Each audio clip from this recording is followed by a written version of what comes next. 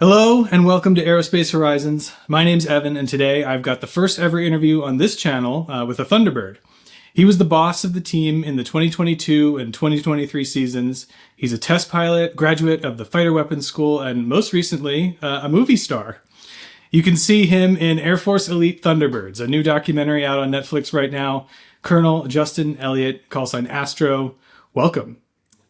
Thank you, Evan. It's amazing to be here and to get to talk to your side of the world and your audience. We're going to spend some time today diving into your time with the Thunderbirds and getting into the specifics of how the team works and some technical questions later on about how the demo's flown. But I want to start with the movie since it just came out. First of all, it's excellent. It sort of defied my expectations for how documentaries of this kind typically play out. Can you tell me how the idea of doing this movie came to the team, sort of when you got involved, and how was it pitched to you originally? Sure. Yeah. So I'll warn you now. We're gonna have to go pretty deep here. So, let's take it back to really the pandemic. So 2020, 2021 time frame. My predecessor, Brick, he really took the time during that pandemic down year to break apart what the Thunderbirds were doing and really try to reform this team. Try to take that down year to rebuild towards the elite structure that this team was always meant to be. And so at that time, I was the commander of the 59th Test and Evaluation, which is right down the street from them. Actually, it's the fighter squadron on Nellis that has all 6 fighter types, and we had 10 F-22s, 10 F-35s. So I was busy, and what both Brick and I noticed was the country was being torn apart by this pandemic. And I think that's, very, very clear, regardless of what side you're on. What you saw was an increase in division, period, which was a bad thing. And I think both of us started to realize that short form media, social media was a part of that equation. Very easy to say a harsh comment, a burst of insult, and split the country apart, and there are external forces on it too. But it was always apparent to me that as this reform was starting to take place, before I even got involved with the team, that some form of long form media needed to happen. We needed some way to build trust with transparency. So that kind of took us through 2021. When I got involved with the Thunderbirds, when Brick asked me to come and take a look at the team, I was happy to do so. And I recognized that we were in this time of transition, and I recognized that Brick was building something truly extraordinary, really starting to look at reconstructing an elite team into something almost supernatural. It was really exciting. I combined that excitement of what was being built at the time and the fact that I knew we were going to be involved in this with the original mission of the Thunderbirds.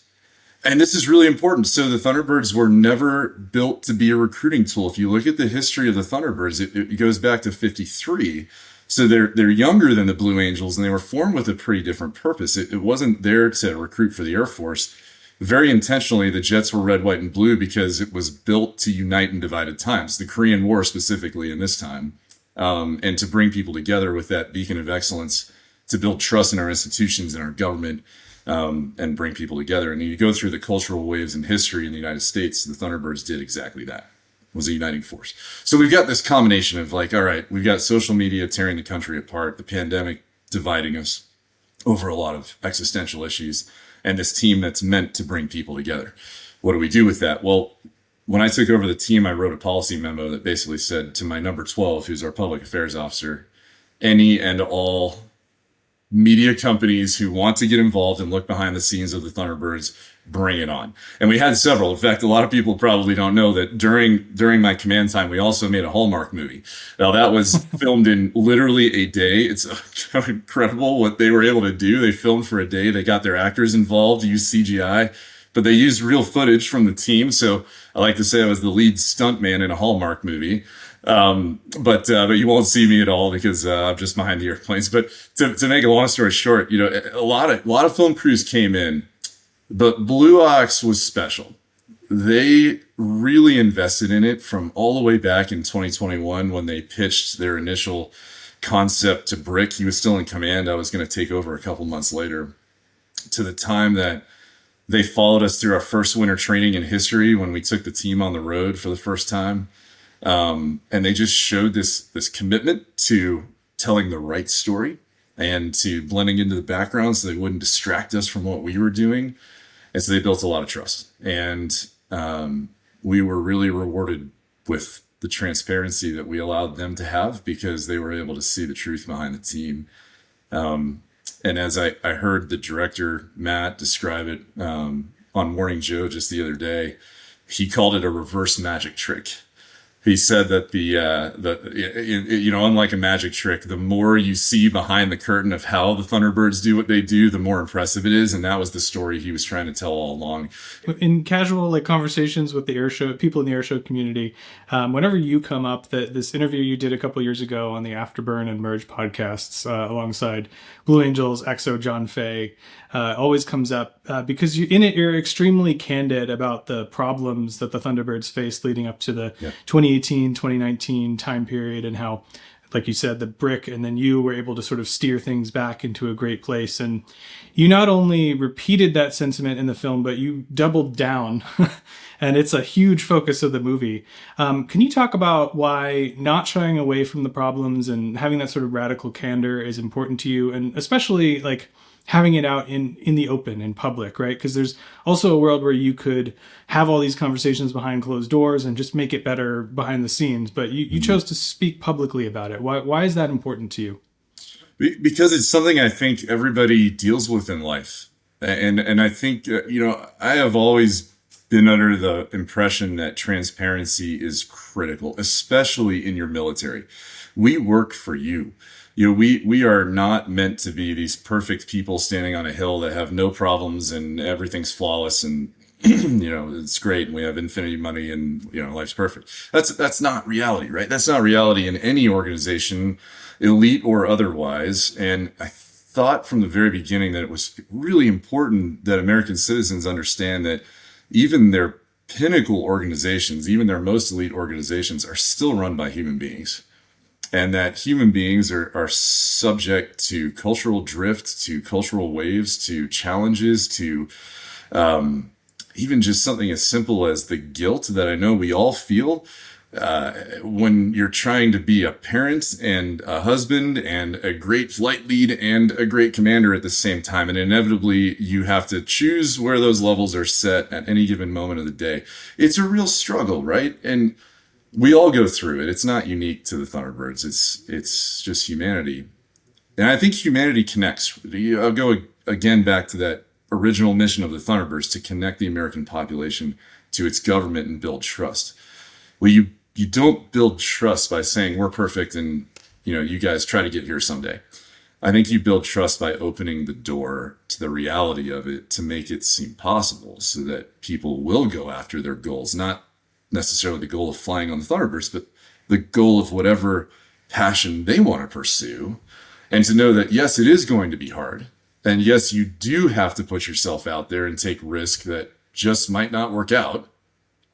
That if you don't take that risk and you don't put yourself out there, there's a guarantee that it's not going to work out and you won't reach your goals.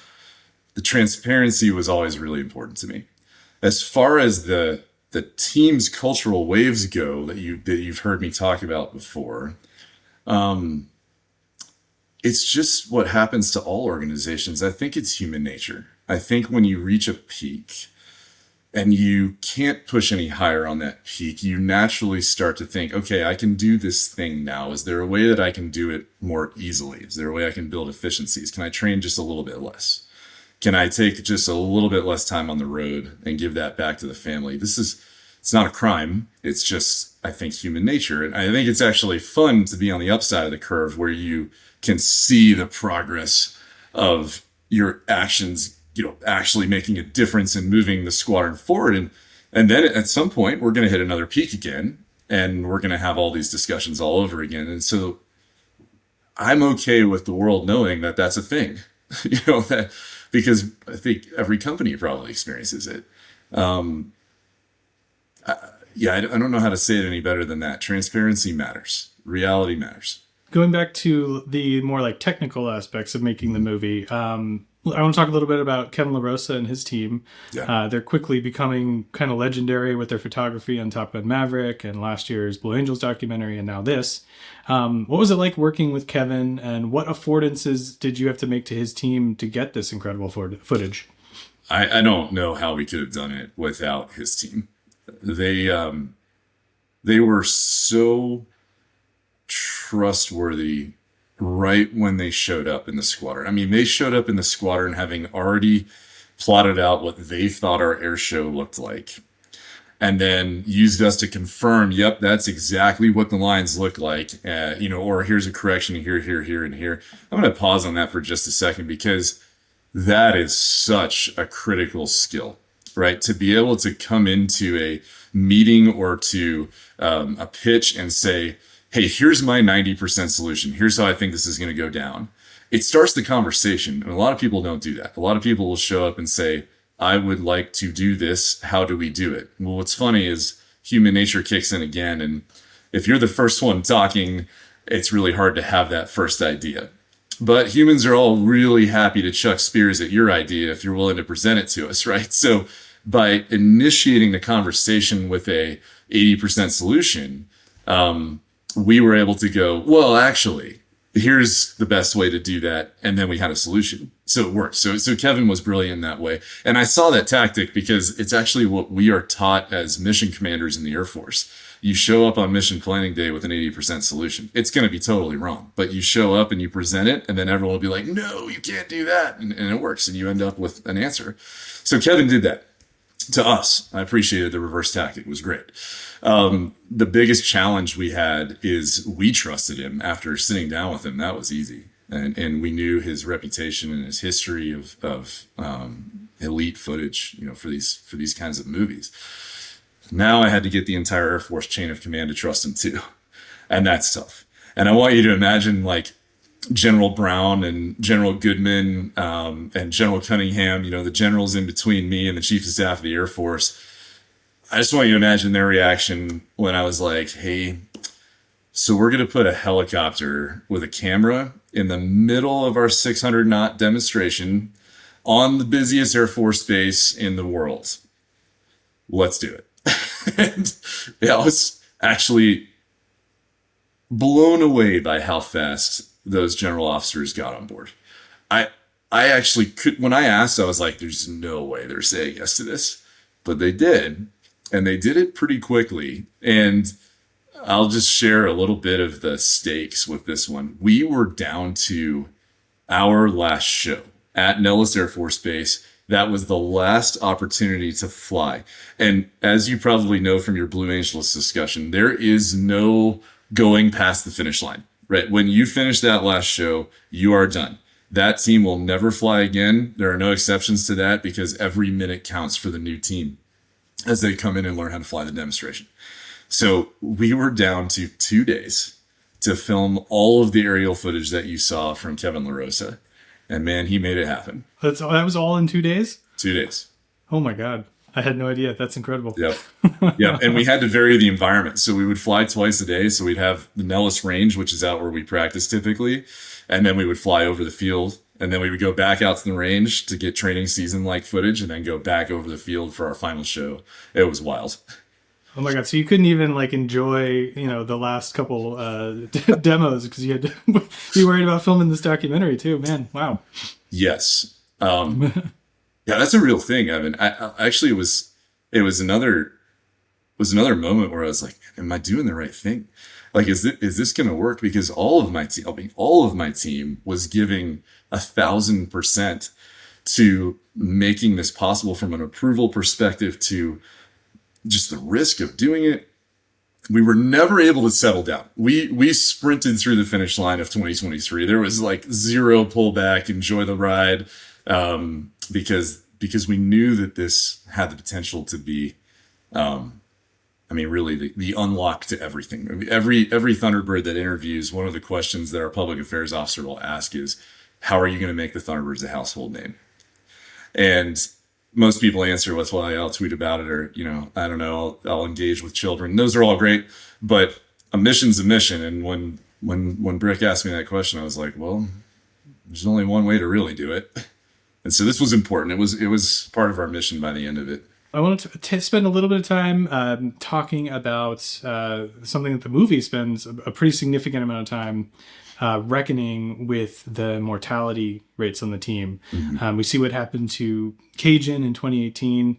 We spend time with his parents, which was very moving. It kind of feels like he's standing in for all of the fallen Thunderbirds over the years, just because you don't have time to cover them all. But like he's sort of the representative, and it's really, really effective in the movie. Some kind of the most effective I've seen in a movie like this, honestly. I wanted to know from like your perspective, when you're on the team, like how often are you thinking about Cajun and all those who have lost their lives? Like how top of mind is it on a day-to-day basis? It's really important to keep it in the top of everybody's mind, because the threat is real. Fighter pilots are used to risk. That's not new. But to really grasp the reality of the fact that you can't have an off day on the Thunderbirds. The mission is real, and it's real twice a day. And even in training, you could have that moment of distraction that ends it for you or 6 other people at the same time, or even worse, the crowd, right? Which is something you're constantly defending against, is that vector of energy, keeping it away from the people who are innocently there to watch an air show who can't possibly conceive of something going wrong. And so there's a huge responsibility there, and that responsibility has to be conveyed early and often. So we on the Thunderbirds have something we call the crash brief. And when new members join the team, I sit down with them and I walk them through every accident that we've had from the beginning of Thunderbird history to today. And there's a lot of really important lessons in that crash brief. Like, it's rarely that you were pushing it on the hardest maneuver in the show and you went a little bit too far and caused an accident. It's almost never that situation. In fact, most of our accidents are in training season, in situations that should have been benign, but somebody decides to push a little too far individually. And that's a really important takeaway, is we have to get better as a team. We have to work as a team. The team has to improve, not you, not any individual component of it. In fact, when somebody does decide to go and shine themselves individually, that often leads to disaster. And so we try to remove those people from the team when we see that situation. There's something that your wife says late in the movie, that your kids will understand the sacrifice you made when they're older, that they'll understand that you had to leave for the better part of 2 years of their childhood. I mean, even now we're talking, and it's the weekend, and you're here talking to me instead of spending time with them. So I appreciate that. But the point is, like, even after you leave the team, you're still, focused on that service above self. And I wanted to understand, like, where that came from in you. Like, why is that so important to you, and why is it so important to share it with the next generation? Where did it come from? That's a hard one. I mean, I think I grew into it. I'm not going to pretend that I joined the Air Force as a 22-year-old thinking, man, it's all about service above family and service above self and the greater purpose for humanity. Some of that's there. And I think all of us who join have a little bit of that here. But frankly, when you join as a 22-year-old, your focus needs to be on being extraordinary, like really working to be the best fighter pilot you can be, because that is your mission at the time. And you're a young leader with a little bit of supervisory responsibility, but it's not massive at that point. You for the first part of your career, it needs to be about being awesome in a fighter jet. And then as you grow up, that sense of service starts to become more important. And then when you get to my age, it's the only thing that matters. I mean, no one cares how good I am in an airplane anymore, and I don't think they ever will again. But they're definitely going to care about the message that I'm able to convey. Can I build a team by bringing the why behind it in a way that makes sense, so that the youngest member of the organization innovates and tries to bring great ideas to the top? That's what it's about as you get older. And the Air Force does an amazing job of growing that in you as you age in service. But I do want to talk about the kids for just a second, because like I said in the movie, service before self is easy. It feels like a worthy sacrifice. That's something we can get behind. When you get older and it becomes service before family, it's an extremely different value. It's now a really guilty value, right? You are leaving those kids behind for 30 days at a time, coming back for one day and then doing it again the next day. Really hard on them. And this is something that at least Victoria and I believe, and we're just two parents trying to make it happen in this generation. So I don't know if we're right, but I will tell you what we believe. I think we went down a dark road over the last 10 to 15 years of what I would call Facebook perfect parenting and marriages, which all seem to involve leaving your career and being around 24/7 for your family, 365, and just solely focusing on being a husband and a parent, wife and a parent, whatever. That's dangerous, I think, because I think it's critical that your kids see you work. I think it's critical that your kids see you balance the fact that there are things that matter outside of this household and they're worth fighting for. And equally, there are things that matter inside this household. And you two, in my case, my two boys, are what matters most. But that outside part, it's not to be taken for granted. I don't want to raise a whole generation that thinks that the only thing they should do is stay at home and raise kids. That we need people to put themselves out there and chase not just public service, but chase excellence in whatever they choose to pursue, because our private sector has to innovate. We have to create, we have to grow, and that takes effort. Very wise words. We'll see if we're right. I think you are. I hope you are. Can you take me back to, I want to just take a step back from the movie a little bit and go back to your first experience, like being on the team, your first few months on the team in your first year, I guess 2022 or end of 2021, which we didn't see in the documentary. We see you as the veteran leader who's training up the newbies, but in that first year you were a newbie, and I wanted to hear sort of what that was like for you, what the training process is like for the new boss, and sort of how difficult was it to get up to speed in those first few months. One of the biggest corrections that Brick made just before I took over the team was exactly in that sphere. The concept of boss training, he inverted 180 degrees from tradition. So if I take you back to what Brick would have experienced joining the team, Brick would have joined the team back in 19 and been told, yep, okay, you are in training now. So you, as an individual new leader, are only going to fly with the experienced wingman from the last team. And in the meantime, old boss is going to fly with the new wingmen. And we are going to use that supervision to make sure that everybody's safe. And we're going to do part-time training, and we're going to focus on just the individual skill set. And then eventually, way later, and I'm talking way after change of command, then we're finally going to put new Thunderbird 1 with new Thunderbird wingmen and try to form this air show real quick before COMAX certification. And I'm not kidding. Sometimes certification on like Delta 3, which means like the third time that the team has flown the air show as the new team, which led to a whole lot of problems and a whole lot of accidents in March, April, and May when you survive COMAX certification and then suddenly hit the road and have all the logistics to deal with at the same time and have these new environments that you've never trained for show up in your life. And the saturation at that point, the way Brick described it, was inconceivable. And so Brick took a huge risk. When he was training me, he said, this isn't right. Here's what we're going to do. On November 6th, when I fly my last show, that is the last time I'm going to fly a Thunderbird aircraft. And you're going to take your team out on day one, your new team. No experienced wingmen, just your new team. And you are going to fly the Delta. And it might be terrible. And it is certainly not going to be an air show or any semblance of it. It might just be circles. But you're going to fly as a team. And then you're going to build it as a team together. Absolutely brilliant.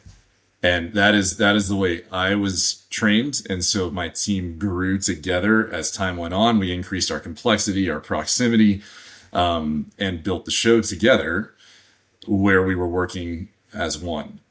And that's the way I trained Sheik, who's now flying demonstrations even better than I did. And I know that's the way Sheik is going to train his replacement. And so that was a brilliant move.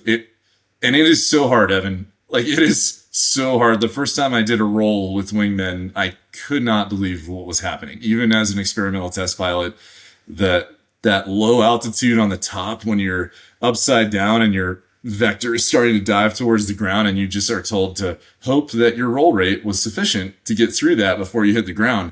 You talk about a divorce from your survival instinct. It's something that you'll never see in any other walk of life, and it's just shocking. But we are capable of it and of building it together as long as we do the building blocks right. You mentioned Sheik, the current boss of the Thunderbirds. Can you tell us a little bit about how that handoff went and go on the other end? Sheik and I actually both came out of the 59th. We both had an idea of what the Thunderbirds were before we took over the team, but had no clue how difficult it was. It's running a test squadron sounds like the hardest thing ever, and it might be. But then you get into the Thunderbird 1 role and realize that, hey, I got to do all that commander thing while flying 12 times a week. That's a whole different challenge. And oh, by the way, you're the flight lead on 100% of the sorties, and every situation is new. So that shock, I knew I had been through it, so I knew Sheik was about to go through it. The difference was, if there was any, part of what I was working on in the background was cementing the reform that Brick had started into actual publication, like publicized documents that were approved by the Air Force and that we could read through. And if you had a question on what to reference, it wasn't just word of mouth. You could actually go, okay, this is exactly how you're supposed to fly a high bomb burst. That ended up being 600 pages. And every one of them was necessary. And that was something that mostly Threat, who you see in the movie, was working on in the background. And before her, Strobe, who was on Brick's team and then on my first team, had spent like his entire set of spare time of all of 2022 and the beginning of 2023 building the shell for. So he wrote this thing, Threat refined it.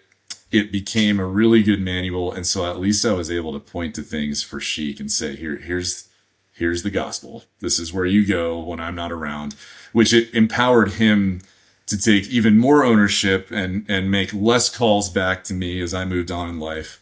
So that document was really important. And I know it's mentioned at the very end of the movie, but I can't tell you how Herculean an effort that was to have that be generated by my squadron in 2 years while making a documentary, while going through the first ever winter training, and then the follow on and refining that process, because so much had changed that it was all new. That's public, right?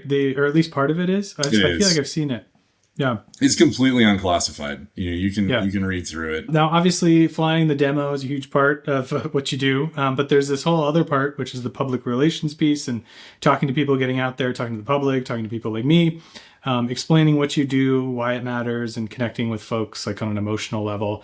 And I got to say, you were very good at it, among the best, honestly. And I follow this space pretty closely. I think you're one of the best that I've seen like communicate this idea of why this stuff is important. And I imagine that's part of what makes you such an effective leader. And I just wanted to ask, like, were you always this good at communication, or was it something that you had to learn and work at through your career? I think one of the best childhood activities that I randomly ended up in somehow was called History Fair. And it's funny. It's like it's national, but you know how things tend to affect certain regions and not others. So for some reason, Texas and Houston were huge into History Fair.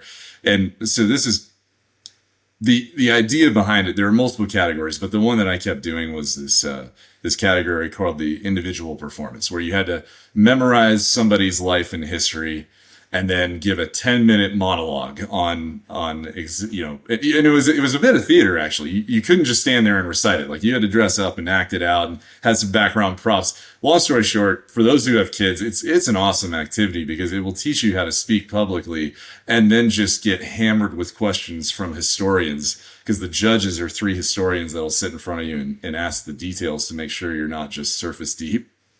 That skill paid off. And as I grew up, all of my education is in science and engineering. So I have an undergrad in mechanical engineering from Yale.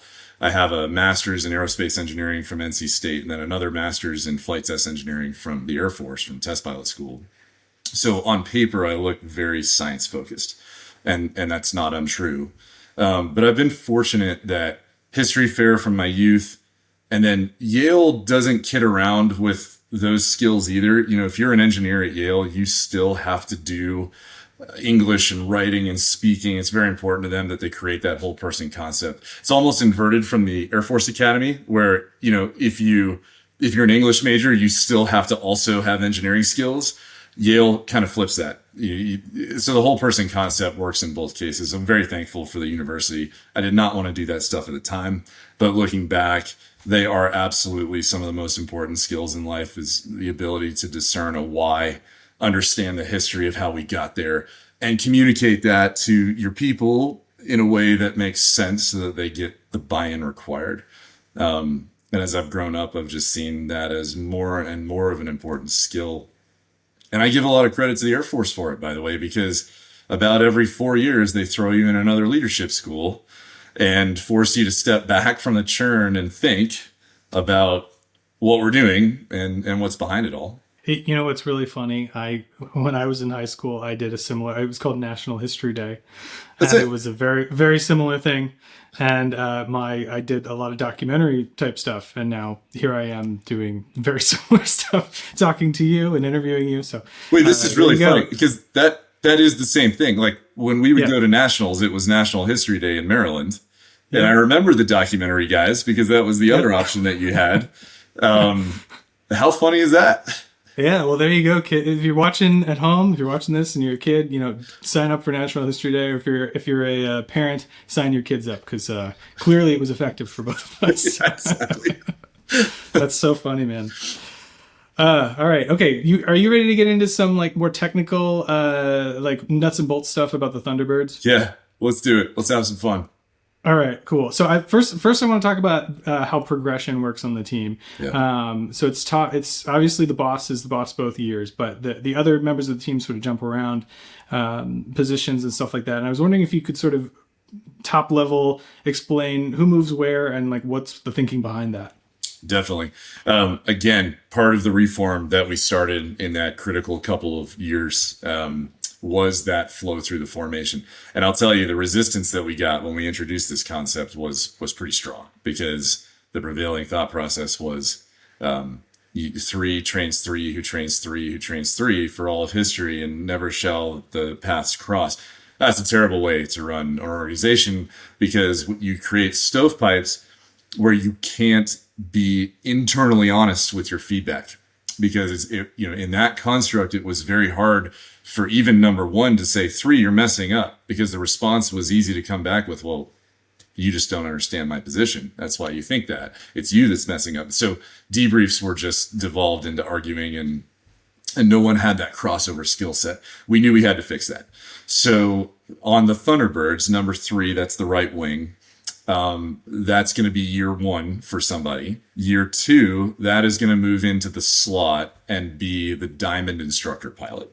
So 3 becomes 4, 4 is in the slot. They've got that global view of the squadron. They can understand exactly what both wingmen are doing as they're waving around out there trying to fix their position.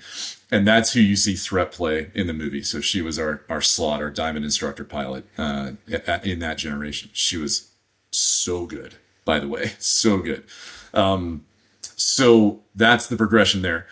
Very similar for the solos. You start as number 6, you're the opposing solo. Your second year, you are number 5.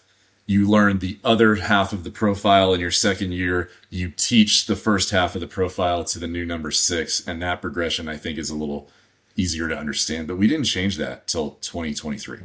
So that was a very recent shift. Because the prevailing thought before that was the 2 solo profiles are so different that you're running a lot of risk of them both being new at their jobs. But with the training program we put these guys through, not a problem. And so that's the way it's going to be from now on. So 3 to 4, 6 to 5. And then the big X factor is, what do you do with number 2? Well, number 2 becomes the boss instructor pilot. So going back to my first year when I was flying, brand new as the lead of the Delta, number 2, who was Bear Lee at the time, he's the one that had my HUD recordings and tapes on his laptop turned sideways, watching me fly, because number 2's in a perfect position to feel everything I'm doing wrong live. And so we gave him the responsibility of also looking at the tapes to correlate that to reality, to be like, yep, see how that's half a G? It's supposed to be 0.7. So the instructor for new boss is experience number 2. One of the coolest things about that number 2 position is that starting around July, when we're comfortable as a team, I will actually start teaching number 2 how to fly my position. So in fact, we put them in front. We actually put them in the jet and make them lead one of the other wingmen around to see how hard it is and to understand the complexity of that vocal cadence and the complete shift in mindset you have to have as lead. So 2 is the trainer for the boss. And that was a real breakthrough, because you know what it brought is internal accountability. No longer could the squadron commanders sit back at the head of the table and just be like, I was perfect and all of you messed up. So if something went wrong, that's on you. No. It's the opposite now. So everybody chucks fears at the boss, and that's a very good thing for internal accountability because it builds trust. Now I have a series of questions, a couple questions in a row that come out of, I guess, comments that I've gotten on my videos that are they're very assured that they're correct. Okay. And Perfect. but my opinion is that they're wrong. But I'm not an expert, so I wanted to ask you so we could get on the record some correct answers here. Okay. The first one is about aircraft proficiency. So obviously everyone on the team is flying the F-16. Is it a requirement that you have proficiency in the F-16 when you apply to the team? It is not. I'm a good example of that. So I flew F-15Es my whole life, went through fighter weapons school in the F-15E, changed to F-15Cs and what became the EX when I was a test pilot. I was flying the Advanced Eagle, and then flew the F-35 for 4 years. And I guess I had like probably a couple of hours in the Viper from test pilot school itself, but certainly was not proficient in the aircraft. So we had a real challenge. How do we take 6 fighter types across the Air Force? You know, we're not as refined as the Navy with our jet types. We've got all of them. So 6 different fighter types. How do I take that and distill it down to a meaningful flight evaluation that will tell me without F-16 bias if this is the best pilot for this team? Big challenge with our flying evals. And we were pleasantly surprised that, by the way, this is new. So we put that in place in 2021 for the first time, the flight evals for hiring. So we put the applying pilot in the back seat. We have an experienced instructor in the front seat who can start engines and do all the required stuff to take the admin out of the F-16 so that the pilot in the back is just thinking about the flying. And we put them through loops, rolls, a burst to kind of test their rapid response dynamics, and then a Bonton roll to just test how do you handle something that is completely insane. So we do like 4 maneuvers, and we do that. They get, 1 demo, 1 do, and that's what our flying evaluation looks like. And initially, what we were afraid of is that all the F-16 pilots would dominate, and we would have this bias, and it wasn't going to work. Pleasantly surprised by Slinga, who's in the movie. So when he applied for the team, he was an A-10 pilot his entire life. He flew really well. So we were like, maybe this works. And we actually found that because we trim full forward in the demonstration, and we make sure that our applicants trim full forward to replicate it effectively, that actually takes out a lot of the F-16 bias, because you're flying effectively a new airplane anyway. And when you're in the back seat of an airplane, it's also kind of a new airplane because your instant center of rotation has shifted. So the feel that you're used to from a front cockpit is gone. Any instructor in a 2-seat fighter will tell you the same thing. Landing from the back is very hard. Flying from the back is very hard. It's a different cross-check. It's a different picture, and it's a different center of rotation. So you take out a lot of the biases by doing that. And I think we were able to build the right team with some pretty good evidence. Like Threat is a great example. So we had someone from the F-15 community that had applied like 4 times. And this was round 5, and we were like, okay. And then in the previous way of doing things, you are at the front of the line now, and it's go time, and you're going to be on the team. The flying evaluations completely inverted that. And Threat was a first-time applicant. But she was just so good in the jet, so smooth on the controls that we were like, okay, that's our diamond IP. Now we just need to build her into that. So it worked. It worked really well. But no, you definitely don't have to fly the Viper. We don't just like throw you into the Thunderbirds, though. Once you're hired for the team, we send you to a transition course. Yeah, I was going to say, there's got to be some. Yeah, and you learn the F-16. Next step there, yeah. So, yeah. Speaking of the F-16, the Blue Angels are kind of notorious for having very old F-18s that are not really qualified for combat. What's the story with the F-16s on the Thunderbirds? Like, where do you guys get them? What's their, could they be used for combat? Yeah, absolutely. So they were last updated to the big engine Viper in the 90s, and we've had that since. They're definitely combat capable fighters. In fact, they're actually really good versions of it. So they're Block 52s, which is your big motor F-16. They've got the interrogator and the radar, so they're actually really modern. Now, we have a rule where we have to be able to convert them to combat power within 72 hours. And short of the paint job, I'm confident that's possible. So someday, maybe someone's going to have to go to war in a fully armed red, white, and blue Viper. Might stand out in the visual fight. But hey, so... It would look cool as hell. It would look amazing. I think the enemy would be scared. But here's a couple of interesting things about our specific Vipers. So we have a custom OFP, or basically the software in the jet is custom, and it's actually to reduce the capability of the traditional Block 52 F-16 to something that's more applicable to air demonstration. Two primary examples: the F-16 by default limits its rudder authority. And for very good reasons. In a traditional fight, you don't need that massive rudder authority. In fact, it can put you out of control if you're not careful.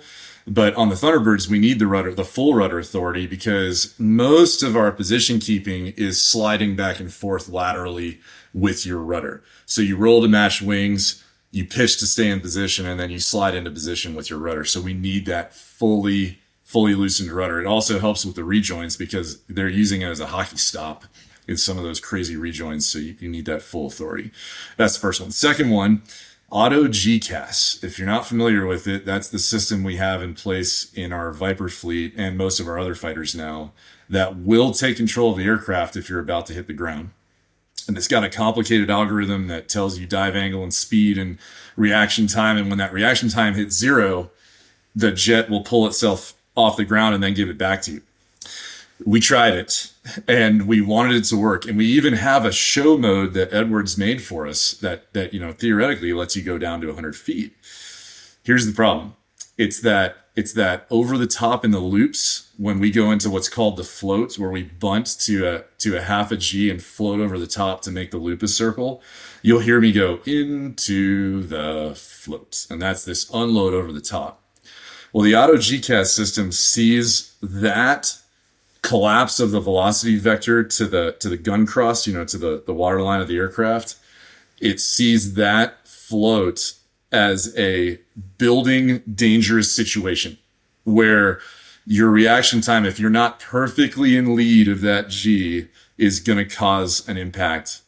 And so it actually recovers right there. So as soon as you start to point downhill, it goes, nope, that's dumb. And it snaps you out and it would kill all 6 of us instantly. So we have to remove it from the system, because think about the human factors. Yes, you can turn it on and off in a combat F-16, but can you imagine if you're busy, you're running to a spare, you're at the end of the runway about to take off, and you just forget to hit that switch? 6 people die. So it's gone. It's disabled from the system entirely. And I wish we could have it, but it's just not programmed for what we do. The F-16 is now over 50 years old. Yep. It has been on the team for over 40, right? And it's very likely that it'll make it to 50 years on the team here soon. Yep. Why don't you guys fly something newer like the F-35 or the F-22? Yeah. I wish there was like a cool answer to this, but it's actually just practical. So a lot of people think it's because of the training and the need for a 2-seater in training. And that is important, but not that important. We could easily get past that. We've had 1-seat aircraft in the past. The number of rides we do with the second cockpit is very limited. And I know we could do away with it in the syllabus and still make this work. So it's not that, to kill that rumor.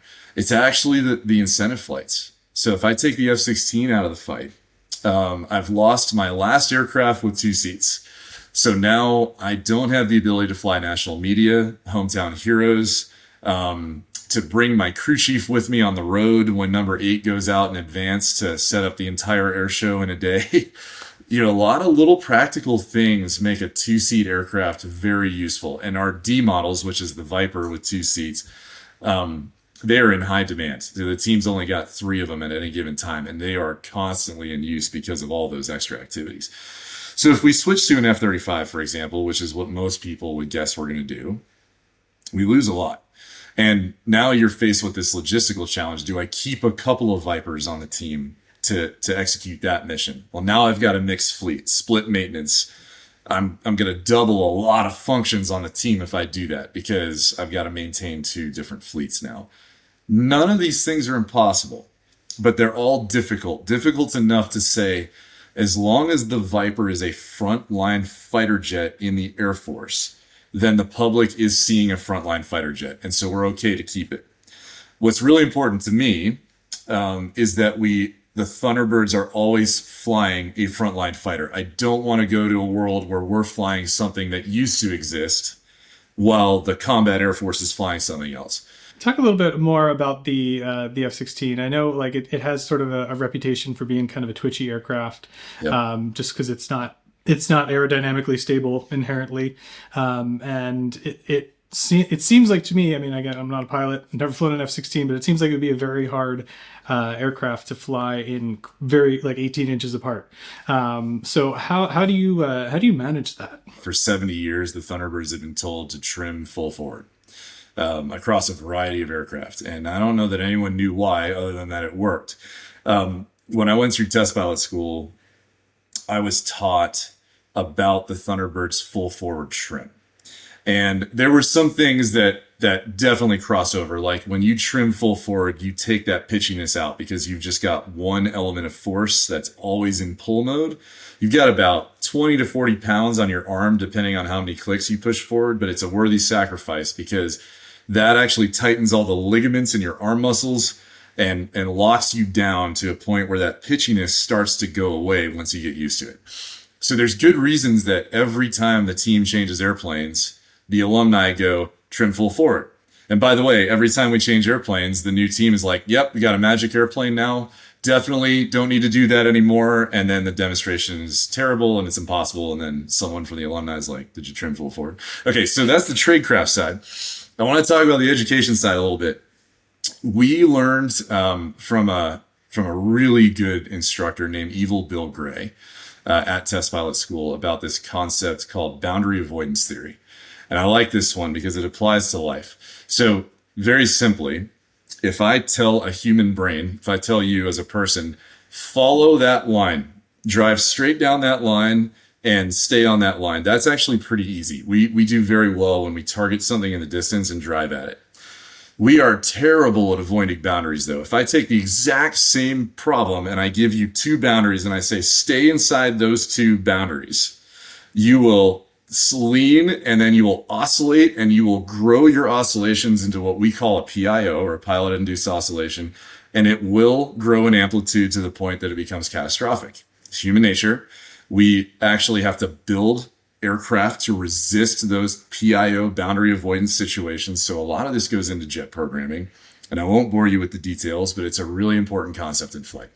So if I told you to take an F-16 with neutral trim and stay right here between number 4 and number 1, where you're in a push or a pull and a push or a pull, I guarantee you what would happen is it will grow in amplitude to a PIO and you will have a collision.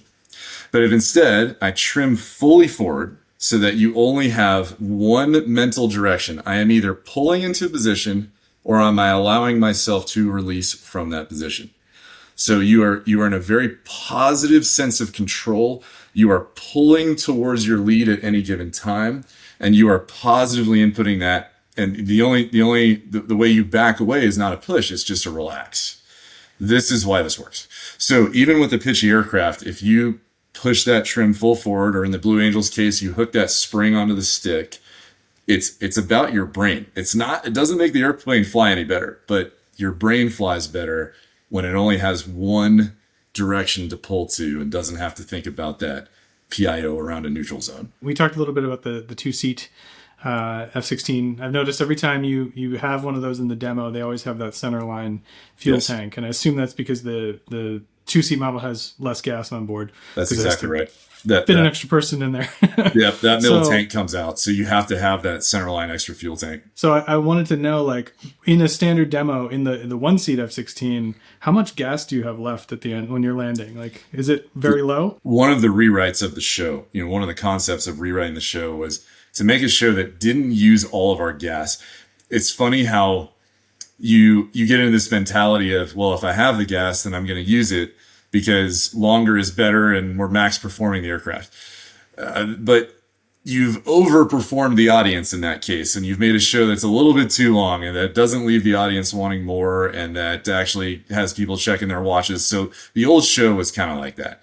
The rewrite of the show was actually written based on a fireworks display from Strobe Taylor, who was number 4 at the time. His dad was kind of a lead guy at Disney.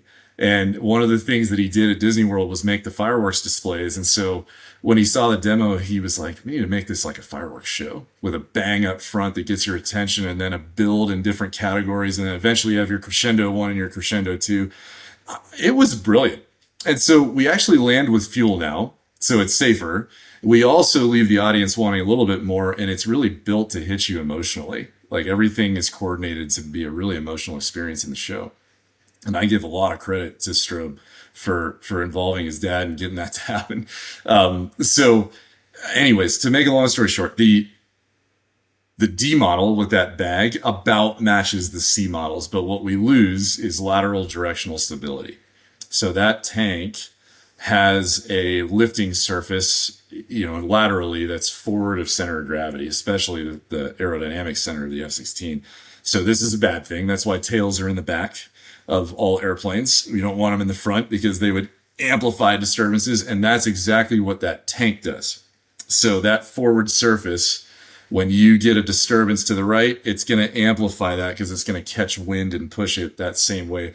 So we give the slot pilot the D model, not just for the aesthetics of having that odd looking airplane in the middle, but because they are the experienced diamond instructors. So they are the ones that can handle that constant correction of that lateral directional disturbance that the D model gives you. I want to talk about the 5-card loop, because this is or just the 5-card formation in general, because this is a maneuver or a formation that's unique to the Thunderbirds, and I've always found it fascinating. Can you just like walk us through like how that works? Because you're in the front left, right? Yeah. And then what are the wingmen looking at and using as reference in that, since you're not center anmoore? Yeah, that one you just have to do like 150 times. It's just hard. And the wingmen have this cross check between each other that is, I can't believe it's possible. So to make the shape work, let's focus on number 3. So Primo in the movie. So number 3 has to be stacked above me and pretty tight to get that image of a flat card as we go through that loop. So he's actually stacked in a position that every fighter pilot is told to avoid for their entire life, where you are high, tight, and in front of lead. So he is looking back down over his shoulder like this at lead as he flies a full loop. So number 4 is slotted back in the middle. Again, she's got that cross check, so she can kind of see who's out of position, who's in position. And then number 2 and number 5 are in the back, and they are fortunately able to cross-check mostly a forward look. So they've got a decent picture of what to follow up there. But they have to cross-check the slot pilot too, because she could drift into their space pretty easily. It's a crazy maneuver. And when we get good at it, we move it into what's called tight card, which is uncomfortably close, even for me. I really try not to look at them, but that's the one maneuver where I can see number 3 for pretty much all of it because he's a little forward and high. So I see this just like constant motion out there, and I know he's fighting, and it's so hard to stay steady because when you see your wingman in front of you, your wingman instincts kick in and you like kind of want to fly off of him. You're like, well, I could fix this for you. Nope, don't do that because I've got 3 other jets behind me that I'm going to ruin their life. So that one's insane. I'm glad you asked about it because just the fact that we were constrained to 90 minutes, we got to focus on one maneuver in the Netflix movie, which is the high bomb burst. And you see the precision required to get one maneuver. And I think it's great for your listeners to realize that, hey, there are 40 maneuvers in that show, by the way, and they're all that hard. And that's why training season is just like over and over again, punching yourself in the face to get this thing right. Yeah, I asked about the one just because it's one of those that like the audience probably is like, oh, that's cool. But like knowing what I know, which is not much about formation flying, I'm like, how do you do that? You are the first person to ask me about the 5 card, and I think it's brilliant. I really honestly commendable that you noticed how hard that one probably is. All right, okay, so let's just wrap up here. I have one sort of big broad question to end with, which is that it's kind of easy in today's day and age to be overwhelmed and like pessimistic about the future. And you touched on it earlier. Our culture kind of like drives us in that direction. And one of the things I love so much about what you and your Navy counterparts and everyone in the air show business do is that you're sort of a steadying, consistent force of optimism in a world that doesn't really want to go that way. So how do you talk to, like, particularly kids and young people that you encounter about the importance of staying optimistic? People are amazing. This is something that I have learned, and it's just grown exponentially as I've gotten older. People are really amazing. When you take the time to get out of that mindset of, hey, what I do is hard and those other guys aren't doing anything, which is it's very natural, right? Like we all think that sometimes. Every time I have taken a moment to dig into what somebody else is doing in any profession, I come away with it overwhelmed by the fact that it's even possible. I'm serious. Like you take any job in the Air Force or outside the Air Force, and you actually give them the time to understand what their 8 to 12 hour day looks like. And then you start repeating that. I just had this experience when I was on Fox News Live, and I could not believe the operation going on in that studio, the second to second turnover between, it's just amazing, right? So anytime you dig into what people do, it blows your mind. And to me, that's my source of optimism. Is it's not about what you do, it's about how passionately you pour yourself into it. That's my macro. My micro, that when I talk to kids, I don't hold this back. I raise my kids this way, and I really believe this. We are being split apart by social media. Our values are changing. We have values in the U.S. Air Force Weapons School that I would say are my favorite values for leadership, which is be humble, be approachable, be credible. And I think we can all get behind those. And I look at what the reward system of social media is right now. It's the exact opposite. There's nothing humble about a selfie. There's nothing approachable about anonymity. There's nothing credible about systems that reward engagement that's extreme over experts and professionals. And you can test this. Try as the world-leading expert to crack through that. It's completely impossible. It's become a total toilet. And I'm not shy about saying that to kids. We have to get back to values that are different than self-promotion and fame online. Those are wrong. And I'll tell you, like, as a hiring authority, I live it. Like, if I see somebody who comes to me with 1 million followers, I'm like, that's neat. What did you do with your life that's real? Heart or a like never did anything for anybody. And that's something I stand by very closely. And I think our generation, yours and mine, has a big responsibility because we saw this happen. And we saw that optimism get drained out of us by algorithms and a reward system that doesn't make sense. So the return to values is important. Those values can be a variety of things, but don't let your phone tell you what they are. come up with your own, and I think that'll generate optimism. And the more you engage person to person with humans, the more you're going to see that. Thank you, Astro. I appreciate you taking the time to talk to us about the Thunderbirds, and the documentary Air Force Elite is on Netflix right now. You should go watch it if you haven't already. Yeah, thank you so much. I really appreciate it. Thanks, Evan. It was a real pleasure to talk to you. Amazing.